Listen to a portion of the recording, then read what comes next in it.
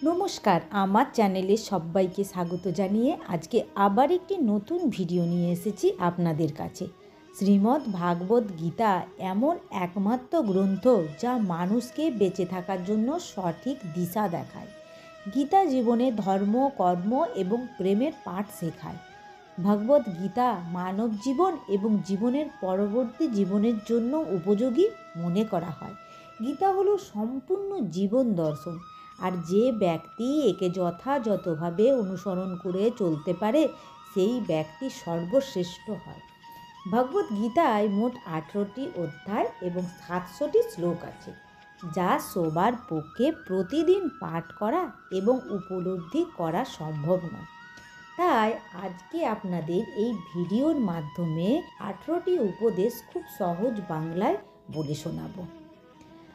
যা ঘটেছে তা ভালোর জন্যই ঘটেছে, যা ঘটছে তা অবশ্যম্ভাবী এবং অনিবার্য। আপনাকে বিশ্বাস করতে হবে যে যাই ঘটেছে তা মানুষের মঙ্গলের জন্যই ঘটেছে। এখান থেকে শিক্ষা নিতে হবে, এর মধ্যে হস্তক্ষেপ করার বা একে থামানোর কোনো অধিকার আপনার নেই। শিক্ষা নিয়ে মানুষ সঠিক পথে ফিরে আসলে জীবন অনেক সুন্দর হয়। কর্ম করে যাও, ফলের চিন্তা করো না। ভগবত গীতা আপনাকে শুধু ফলের চিন্তা না করে কর্ম করে যাওয়ার অনুমতি দেয়। কর্ম ফলের ওপর আপনার কোনো দাবি নেই। আত্মা অমর, একে ধ্বংস করা যায় না। একজন ব্যক্তির মৃত্যুর পর আত্মা কেবল শরীর পরিবর্তন করে, এটিকে কখনোই আগুনে পোড়ানো যায় না। আত্মা কোনো বিনাশ নেই, আত্মা অবিনশ্বর। সঞ্চিত সম্পত্তি সম্বন্ধে চিন্তা করা বন্ধ করুন। ভগবত গীতা থেকে আপনাকে যে বিষয়গুলি শিখতে হবে সেগুলির মধ্যে এটি একটি অত্যন্ত গুরুত্বপূর্ণ বিষয়। খালি হাতেই আপনি জন্মেছিলেন এবং সেই অবস্থাতেই আপনি এই পৃথিবী ছেড়ে চলে যাবেন। মৃত্যুর পর আপনি আপনার সাথে কোনো পার্থিব সম্পদ বয়ে নিয়ে যেতে পারবেন না। লোভ, লালসা এবং ক্রোধ ত্যাগ করুন। লোভ, লালসা এবং ক্রোধ বিষতুল্য এবং মানুষের প্রকৃতি ও চরিত্রকে নষ্ট করে। একটি শান্তিপূর্ণ জীবন যার পথ আপনাকে মোহিনীত করতে পারে। তার জন্য গীতা আপনাকে এই 3টি অশুভ রিপু দ্বারা ভুগতে দেয় না। আত্ম অহংকার পরিত্যাগ করুন।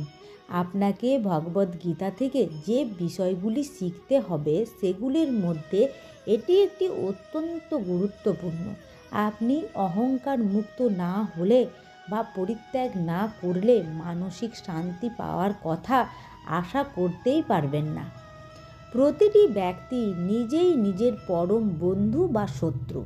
প্রতিটি ব্যক্তি নিজের ভেতর থেকেই অনুপ্রেরণা নিয়ে থাকে, কারণ সে নিজেই নিজের পরম বন্ধু বা শত্রু। সে নিজেই নিজের চিন্তা ও ধারণা থেকে বহুল পরিমাণে প্রভাবিত হয়ে থাকে ও সেই অনুযায়ী কর্ম করে থাকে। যেমন কর্ম তেমন ফল। আপনার কর্মই ঈশ্বর দ্বারা যথোপযুক্ত বিচার করা হবে। মৃত্যুর পর আপনার কর্মের জন্য আপনাকে দণ্ড বা পুরস্কার পেতে হবে।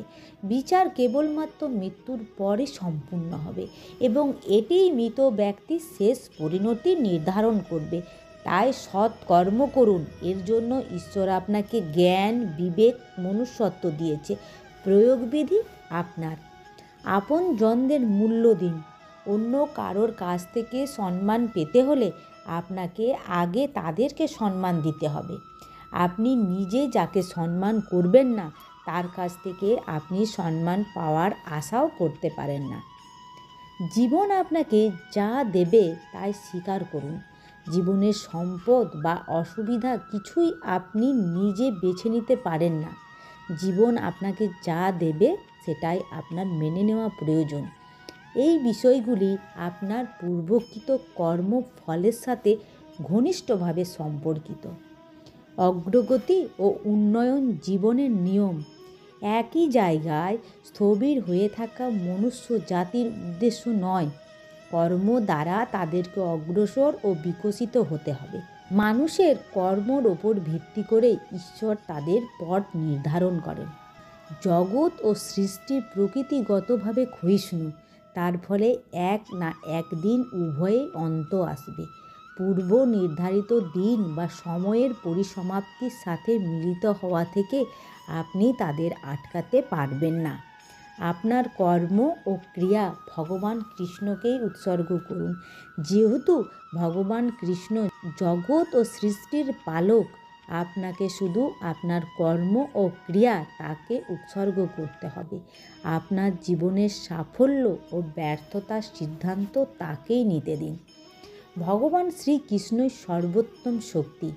জগৎ সংসারে ভগবান শ্রীকৃষ্ণেরই সৃষ্টি এবং সবই তার ইচ্ছা শক্তিতে ঘটছে। একজন মানুষ হিসাবে এর বাইরে কিছু নিয়ে চিন্তা করার অধিকার আপনার নেই। ধন সম্পদ ও কামনার দাস হবেন না। ধন সম্পদ ও কামনার দাস বা হাতের পুতুল হয়ে পড়লে তা আপনার প্রকৃতি ও চরিত্রে একটা নিশ্চিত অধঃপতন নিয়ে আসতে পারে। প্রকৃতিপক্ষে এর ফল চরম ব্যর্থতা হতে পারে। মিথ্যা ও প্রতারণা থেকে বিরত থাকুন, কারণ এই মিথ্যার জন্যই ধর্মপুত্র যুধিষ্ঠির সরাসরি স্বর্গবাস হয়নি, তাকে কুকুরের রূপও নিতে হয়েছিল। নারী জাতিকে শ্রদ্ধা করুন, নইলে বিনাশ নিশ্চিত। ভরা সভাকক্ষে দ্রৌপদীর বস্ত্রহরণেও কৌরবদের এবং সভাকক্ষে উপস্থিত থাকা সকলের পরিণতি আপনাদের সবারই জানা। কোনো কিছু গোপন করা ও ক্ষতির কারণ হতে পারে। পাশা খেলায় শ্রীকৃষ্ণকে যুধিষ্ঠির কিছু বলেনি। দুষ্ট বুদ্ধির কাছে যুধিষ্ঠির হারে, যার পরিণাম অতি সাংঘাতিক ছিল। এই কথা ভগবান শ্রীকৃষ্ণ উদ্ধবকে বলেছিল। গীতার এই শ্লোকগুলি সব সময় মেনে চললে আমাদের জীবনে পরম সুখ ও শান্তি লাভ হবে। তাই পারলে একবার হলেও সারাদিনে গীতা পাঠ করুন বা গীতা শ্রবণ করুন, তাহলে অবশ্যই জীবনে সুখ সাফল্য লাভ হবে।